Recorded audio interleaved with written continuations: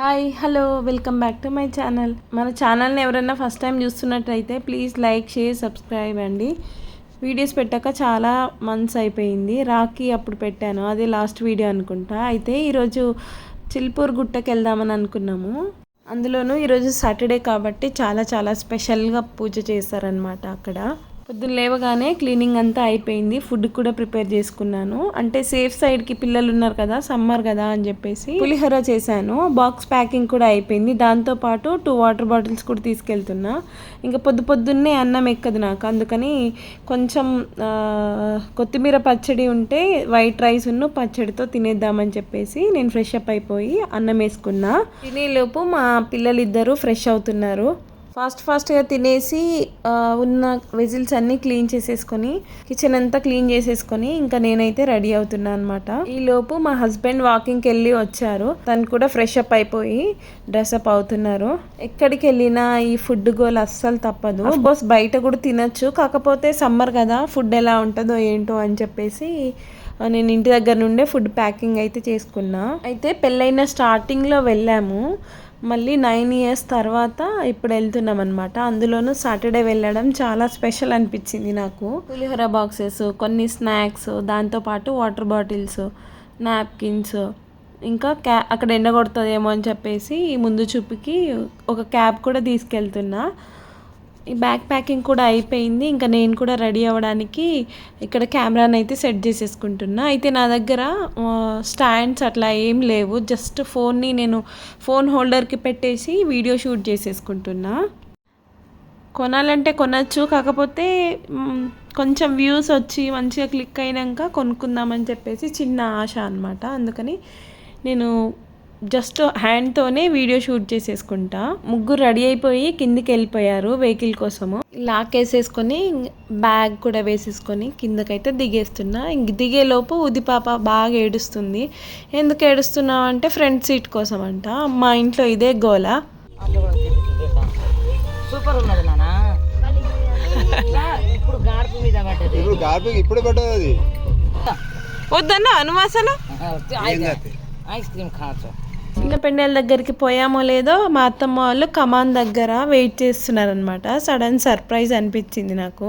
ఇంటి దగ్గర నుండి అత్తమ్మ వాళ్ళు బయలుదేరేటప్పుడు తోట దగ్గర నుండి షార్ట్ కట్లో వచ్చారంట. అయితే 2 మ్యాంగోలు గాలికి కింద పడి ఉన్నాయంట. అప్పుడే కింద పడుతుంటే వీళ్ళు తీసుకొని వచ్చారనమాట. అవే పిల్లలకి ఇస్తుంది. ఇక్కడ వ్యూ అయితే చాలా బాగుంది. ఎండ కొడుతుంది అన్న పేరే కానీ చాలా ప్రశాంతంగా అనిపిస్తుంది.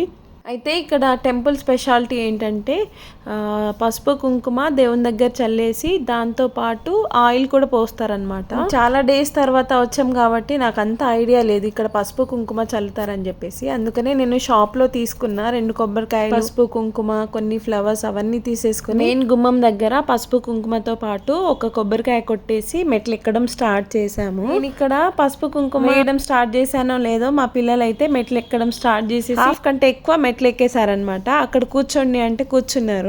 అది కూడా కోతులు వస్తున్నాయని చెప్పేసి గట్టిగా అరుస్తే గానీ కూర్చోలేదు.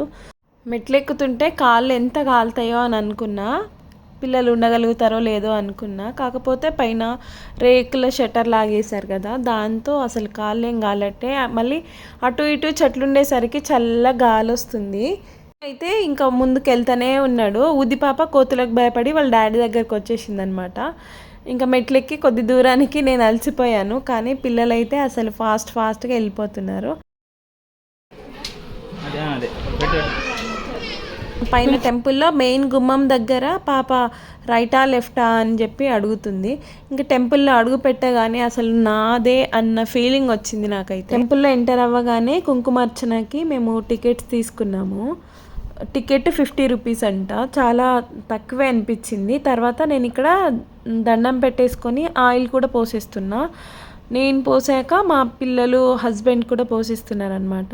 ఇదే మెయిన్ అనమాట. తర్వాత కొబ్బరికాయలు నేను మా హస్బెండ్ ఇద్దరం కొట్టేసి లోపలికైతే కుంకుమార్చనకి వెళ్ళిపోయాము. దేవుణ్ణి చాలా దగ్గర నుండి చూసేసరికి అదే అన్న ఫీలింగ్ వచ్చింది.